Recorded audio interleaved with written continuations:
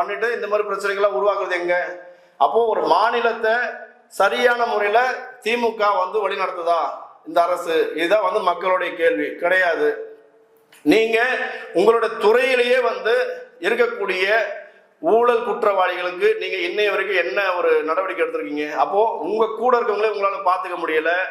அப்ப நீங்க எப்படி ஒரு தமிழ்நாட்டு மக்களை பார்ப்பீங்க, சிந்திப்பீங்க மக்களை பத்தி? இன்னைக்கு இந்த தொடர்ச்சியா இந்த டாஸ்மார்க் தான் வந்து இன்னைக்கு தமிழ்நாட்டில் ஓடிக்கிட்டு இருக்கு.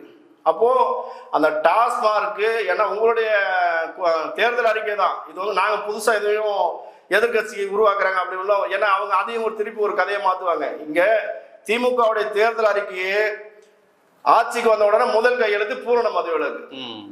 ஆனா இன்னைய வரைக்கும் இவங்க என்ன பண்ணிட்டு இருக்காங்க? ஒவ்வொரு வருஷமும் தீபாவளி வருதா, பொங்கல் வருதா, அரசு பண்டிகை வருதா, அப்பெல்லாம் இந்த டாஸ்மார்க் வருமானத்தை எப்படி உயர்த்தி கொண்டு வரணும் அதுல கவனம் செலுத்துறாங்க சிறப்பா. இந்த பொங்கலுக்கு வந்து 500 கோடி மது விற்பனை, தீபாவளிக்கு 750 கோடி மது விற்பனை. இதுதான் திமுகவோட சாதனை. மற்றபடி மக்களுக்காகவோ இல்லை இளைஞர்களை பாதுகாக்கிறதுக்கான ஒரு சின்ன ஒரு முன்னேற்பாடும் இந்த திமுக அரசாங்கம் செய்யவில்லை என்பது இதுதான் உண்மையான விஷயம்.